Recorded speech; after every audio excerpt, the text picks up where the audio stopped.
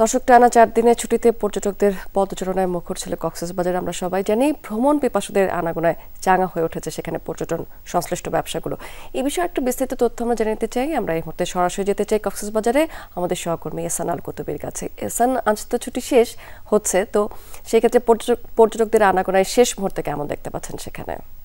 স্মৃতি একেবারে জমজমাট অবস্থা ছিল, পর্যটকে ভরপুর ছিল, টইটম্বুর ছিল। একবারে আমাদের কক্সবাজারের সমুদ্র সৈকত, হোটেল মোটেল পাশাপাশি এখানে যেসব দর্শনীয় স্থান আছে সবখানে কিন্তু পর্যটকের ভিড় ছিল। সেটি গতকাল পর্যন্ত ছিল, সকাল থেকে কমতে শুরু করেছে। কারণ হচ্ছে ছুটি শেষ হচ্ছে এবং সবাই যার যার অবস্থানে ছুটে যাচ্ছে এবং অফিস খুলবে, সে সব কিছু মিলিয়েই মূলত সবাই, যেহেতু লম্বা ছুটি, এই লম্বা ছুটির মধ্যেই দ্রুত সময়ের মধ্যে অনেকে ছুটি অবকাশ অর্থাৎ কক্সবাজারে বেড়াতে এসে খুব দ্রুত সময়ের মধ্যে অনেকেই চলে গেছেন।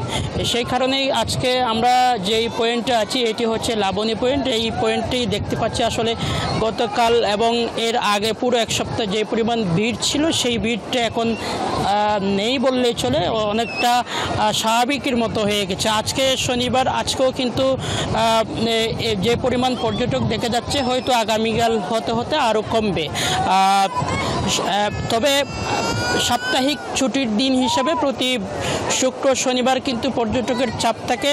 সেটি কিন্তু সামনে যেহেতু পর্যটন মৌসুম অর্থাৎ শীত মৌসুম আসছে, পর্যটকের সংখ্যাও কিন্তু দিন দিন বাড়ছে। সেটি সাপ্তাহিক ছুটি ঘিরে নয়, সেটি কিন্তু প্রতিদিন কোনো না কোনোভাবেই কিন্তু আমরা পর্যটন স্পটগুলোকে আবারও পরিপূর্ণ হবে সেটি দেখব। সেটি অবশ্যই যেহেতু এখনও পর্যন্ত মাঝে মধ্যে বৃষ্টি হচ্ছে, মেঘের ঘনঘটা দেখা যাচ্ছে, সেই কারণে অনেকেই হয়তো কক্সবাজারে বেড়াতে আসতে চাচ্ছেন না। তবে পর্যটনের যে মৌসুম, যেহেতু সামনে আবার সেন্ট মার্টিনও খোলা হবে, সেন্ট মার্টিন যদি খোলা হয় তখন কিন্তু পর্যটকের যে চাপ সেটি আরও বাড়বে। পাশাপাশি যেহেতু কক্সবাজারের সাথে ঢাকার ট্রেন যোগাযোগ চালু হয়েছে গত 1 বছর ধরে, সেই কারণেই কিন্তু পর্যটকের যে চাপ সেটি কিন্তু দিন দিন আরও বেড়েছে।